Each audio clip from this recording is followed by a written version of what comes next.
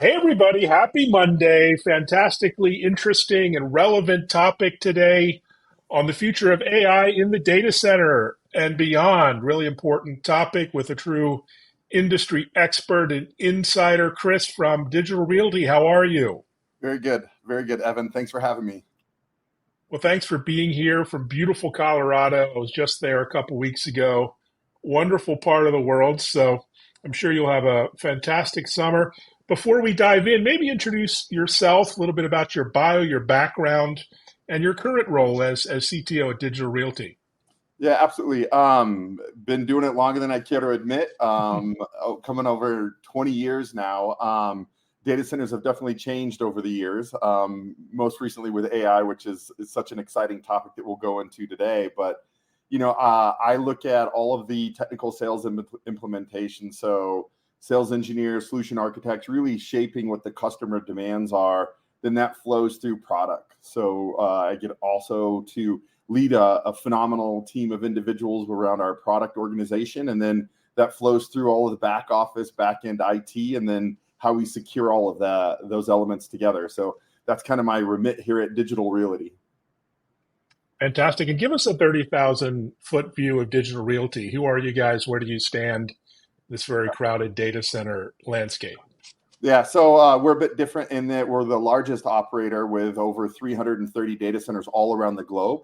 I think that's a Wow. unique expertise in that having a platform where customers can design once, deploy many, I think is top of mind, but then also comprehensive set of capabilities. So we're able to do a rack, an individual rack for smaller customers, cage, medium-sized customers, all the way up to hundreds and hundreds of megawatts for some of the largest hyperscalers. So we're able to target the broader percentage of the market with all of our offerings. And I think Fantastic. the last underpinning, Evan, which I think is also poignant to this conversation, is interconnection. So tying all those elements together with different capabilities so that customers can easily communicate with one another. Wow, that's really intriguing. And you mentioned your personal journey. How has that sort of shaped your understanding of today's landscape? Maybe tell us a little bit about that up to your current role as CTO. Yeah, we all have our journey. I'm a technologist at heart, as you can see with all the different types of computers that I surround myself with. But Yeah, that's quite a computer museum you have behind you. Fantastic. yeah, it's not only a job, it's the ability to kind of collect all kinds of artifacts, which is, to your point, Evan, has driven my journey and kept me in the data center industry, right? Being exposed to all of the trends from gaming content in the early days, kind of the internet, and then, with the apex of artificial intelligence, more particularly generative AI, that's really driven, my story of just leveraging it in my day-to-day lives. Like I use computer vision in my chicken coop, which we watch for different kind of intruders coming in, but just really, starting to understand the ability of generative AI and some of these capabilities, and how do you, leverage those in a very kind of sustainable way, which we'll probably get into a bit more detail, but also just the impact it can have on, progressing all of from my chicken coop all the way into how I write emails in my work efforts. So it's a pretty impactful technical evolution that we're in the middle of right now. Yeah, very exciting. And we're just beginning, which is even more exciting. So give us, the topic of the day, AI, Gen AI, from your unique bird's eye perspective, how is it impacting the data center industry right now? Yeah, I think the first is, which most people are starting to understand, is the demand. It's just the Hmm. demand of power. So with these new chips coming online and the cycle of chips expediting, so we're all in the middle of that cycle where new and faster, more performant chips are coming to market. The overall total demand is just increasing exponentially. And so I think that's probably the biggest backdrop that we watch. And, being one of the larger operators where we have 2.5 gigawatts under management today with Wow. a runway of 3 gigawatts. Yeah, it's pretty impressive. So I always try to give people a little bit of an analogy. A gigawatt is a large size nuclear power plant. So we have two and a half of those under management today and three more of those coming online. And that really is at the epicenter of supporting generative AI and also cloud, because we see generative AI as being additive to the overall demand cycle. But, that's one of the elements is the power. And then, the other element that I think would be interesting to your audience here today is the size of the capacity block, right? Mm. So being able to do more within an individual power capacity block allows for these newer models to be trained. And I think we're also you said it best, Evan, where we're in the beginning, right, of the way that this generative AI is taking off. And so bimodal, said differently, is just, we're text to text today. So we're on the precipice of kind of text to image. But as you start to bring in video and some of these other capabilities, the amount of infrastructure required is just increasing kind of exponentially as well. So that capacity block is coming into focus. And then how does it all talk to each other? So the interconnection and the capabilities of all of these different models, and also your cloud and your data, at the most simplistic sense, it's data and algorithm being put to those data. So those algorithms are generative AI. So the more advanced algorithms and the more that you can do with your data, that's at the epicenter of what we're seeing inside of the data center today. Fantastic. And let's get really practical, because you're about delivering real world compute and solutions, not just making marketing press releases. I saw in the news you're hosting an NVIDIA powered AI supercomputer in Denmark. That sounds really intriguing. Can you tell us more? No, absolutely. It's one of the largest DGX pods being deployed inside of Europe today. It's for a customer called Novo Nordisk. It's their NNF Foundation.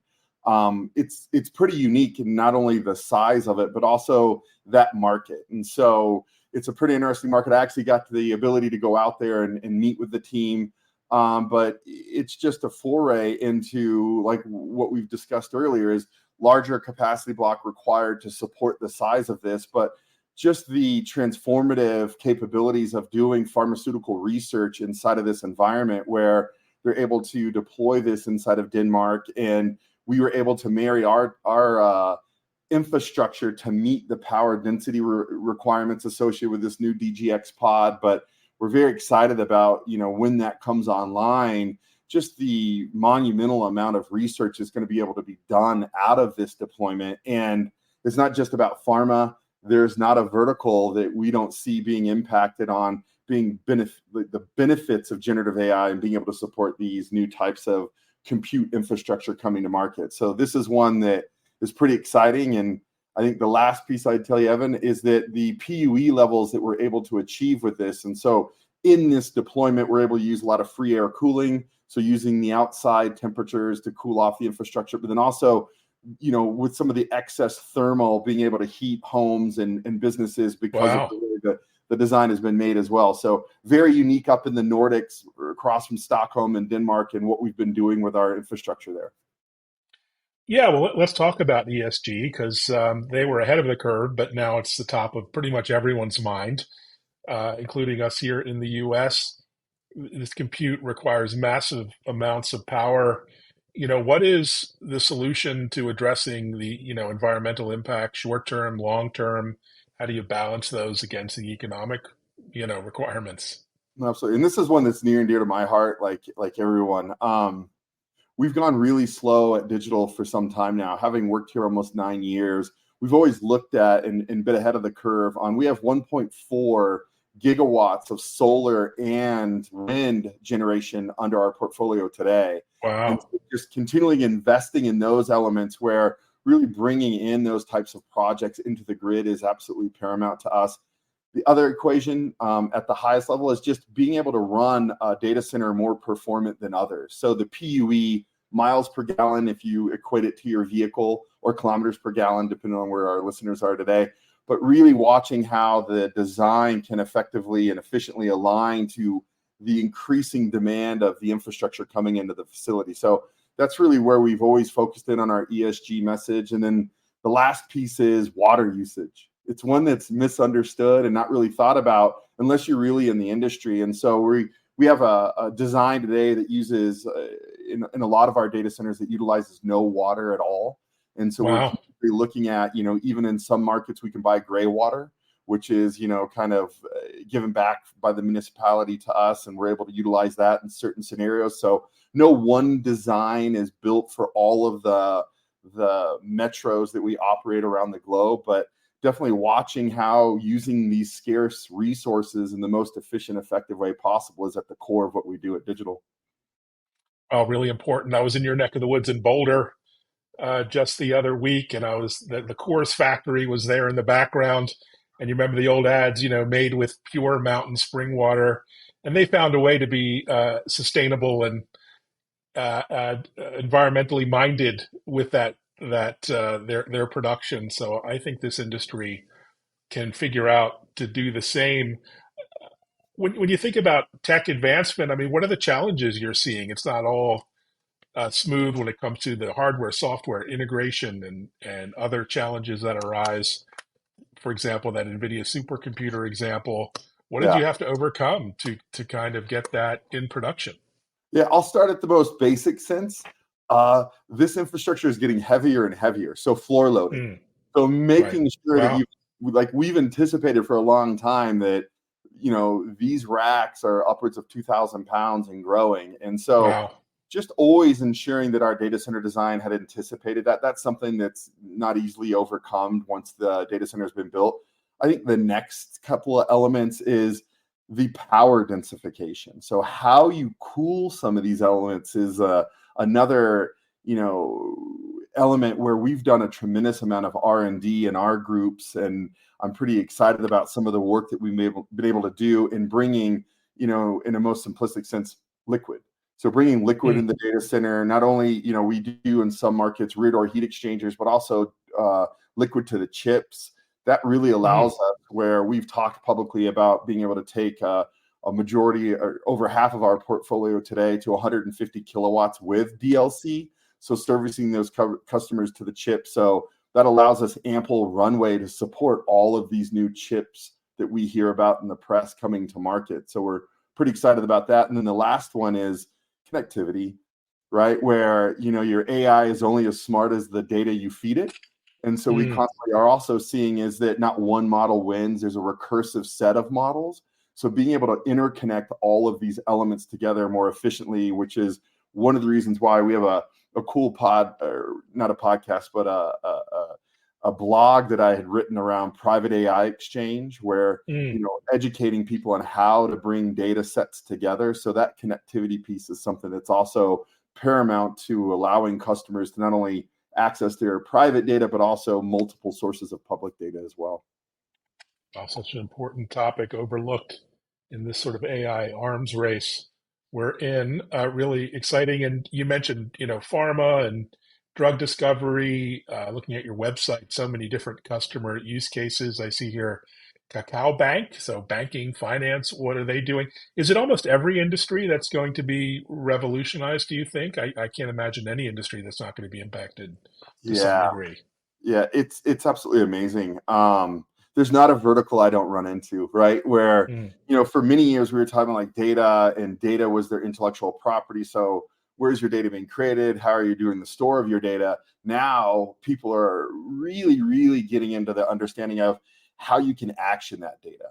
And so I think that's where we see it across every vertical, that either, they have a solid kind of understanding of their data and how they're doing their data strategy, but then, going forward, how do you do the analytics against that? And that's pervasive. And so you referenced Cacao Bank. We're very excited about hosting their environment, where they're able to do a little bit of ideation in a very succinct fashion, where they're bringing and creating new capabilities to service their financial customers. And so that's at the foray of that vertical, where we see many types of financial customers really understanding, hey, what could I be doing better with my customers, and how can I action some of these capabilities together? And so that's one of the many that have been highlighted. But I think also, we're seeing upwards of, 60, 70 AI deals that we've done this year alone, but then the pipeline of what we would classify as AI deals coming into market, where what's also starting to form is private AI,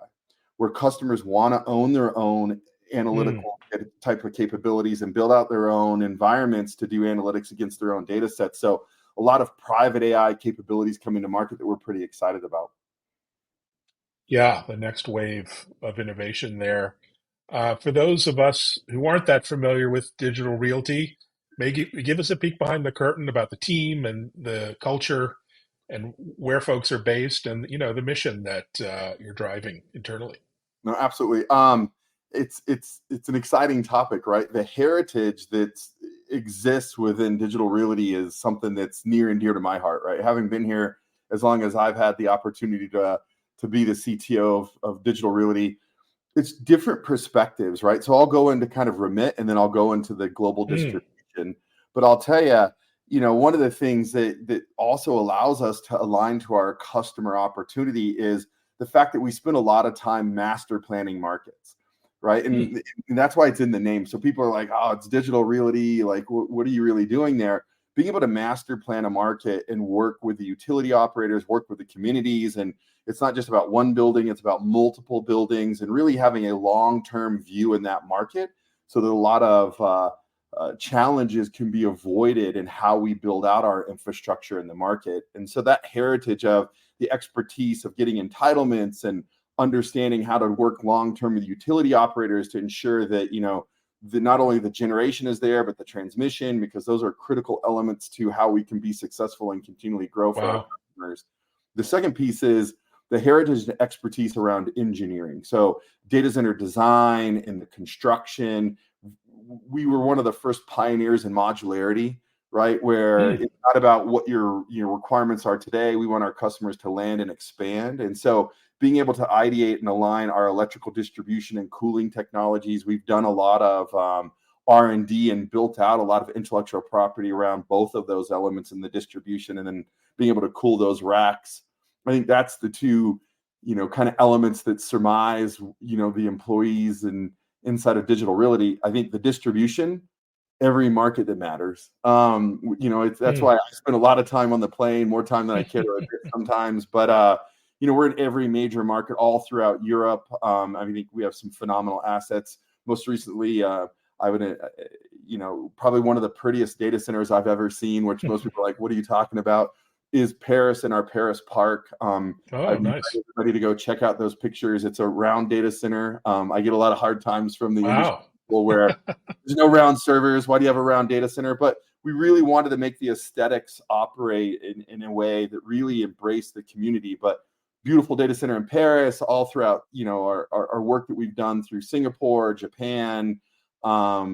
These are critical markets for our customers because again, we have a lot of multinational customers where they design once and they want to deploy many.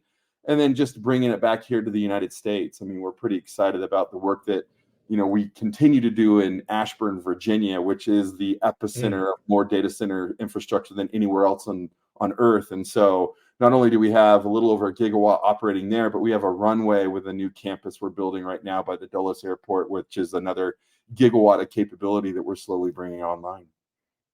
Sounds like I need to hit the road and check out some of these sites. I'm a big fan of good architecture and design That's construction, so it'd be fun to check them out. Well, thanks so much for sharing, an insights around the great opportunity you're facing. Used to be we used to slow down a little bit during the summer. I'm not sure in this new AI world that's happening anymore. Any travel or events coming up? What are you looking forward to professionally? Yeah, I know a lot of travel. You said it earlier, Evan, and I'll echo the sentiment. It is an arms race. Time to Mm. market is one of the critical deciding factors on how you can get your infrastructure placed. So just going out, meet with a lot of different customers. There's I actually get the opportunity later this week to be at a White House event, so we're pretty excited about that Wow, and no making kidding. sure that's aligned. So yeah, it'll be a busy summer to say the least, Evan. Well, what about some downtime? You're in a beautiful part of the world. What's your favorite activity? You said biking, hiking, mountaineering, Yeah, love fishing, it. camping. You got it all in Colorado. Yeah, no, I love it all. I get the fortunate ability. I mean, I have two small children, and so we Hmm. actually just came back from Yellowstone, so we took the RV up there, Ah, and got to see it all. But yeah, hopefully to get some time out on the bike and hit the trails, that'd be great. well, enjoy. Send pics. Thanks so much, Chris. Really intriguing, insightful chat, and look forward to following all the success. Yeah, thank you, Evan. Thank you all. Thanks, everyone. Thanks for watching. Take care.